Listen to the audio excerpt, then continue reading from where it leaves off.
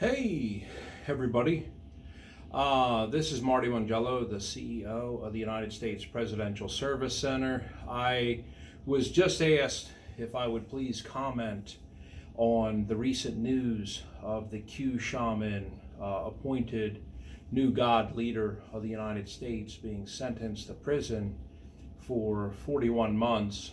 And what do we think about that here? First of all, let me just say I'm coming off of an Iraq, Afghanistan Veterans of America uh, presentation, which was just completed.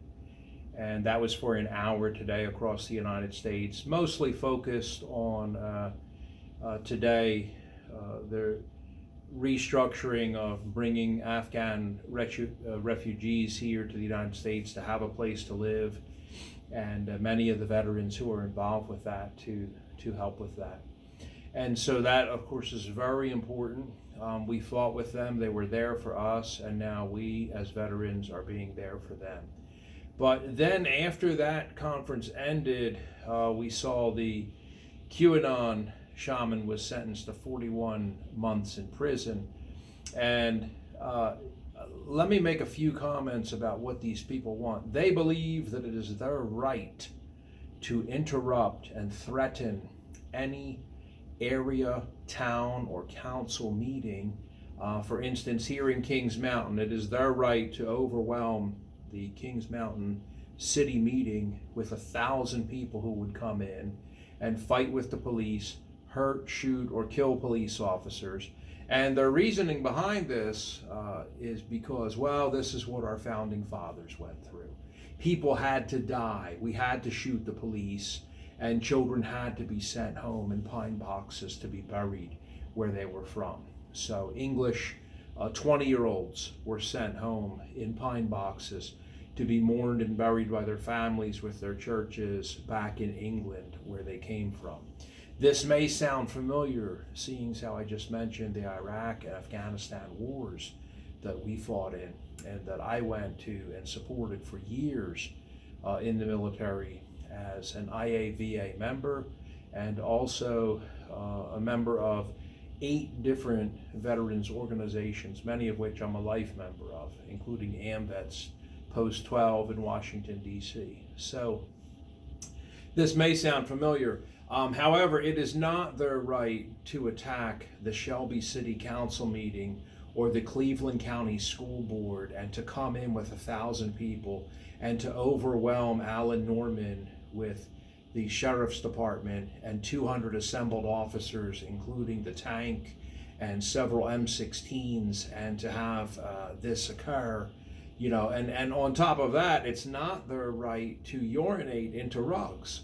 Okay, that is disgusting, and bringing up people like George Washington and John Adams and James Monroe and James Madison and trying to pretend within lies and fake news about history that these men urinated into people's rugs in town offices. And no, President Washington never urinated into anyone's rug. Okay, nor did President Washington take his hand and smear fecal matter on walls or blood on statues. These are all disgusting things that occurred, on top of black police officers at the Capitol hearing the N-word used. One officer said he was called an N 32 times that day, okay? And a traitor to the United States and a traitor to the police, and that him being a police officer was traitorous in itself. It's not traitorous to be a police officer, okay? Yes, okay, we do have bad police officers. Yes, we do have bad people in the American military, okay? Every institution on earth within human society, including the churches and your church that you go to or formerly went to, or you don't go to church anymore, or whatever the story is, doctors, hospitals, okay? Every institution amongst the humans has had bad people involved in them, okay? Nobody weeds out people and exposes them in embarrassment better than the United States, okay? We are all over the news all day long, excruciating people, lighting them on fire, tar and feathers, the whole 9 yards, okay? Nobody exposes their people. When I lived in Asia for many years, and when I lived in Europe for many years, my friends found it incredulous how much of a huge deal you make out of, torching your own leaders alive and all over CNN and Fox, Marty. And it's just unbelievable, for some of the most petty offenses, especially in Europe. All of my European friends were always shocked.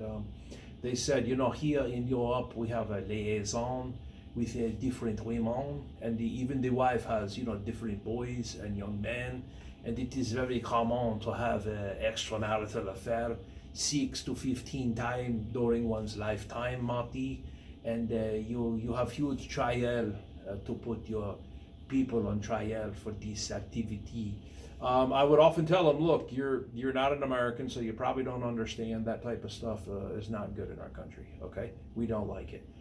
You want to call us Puritans, you want to call us whatever you want to call us, okay? No, if you want to be married and honor your marriage, then God bless. If you want to be single, enjoy yourself. But no, 6 to 15, did you say?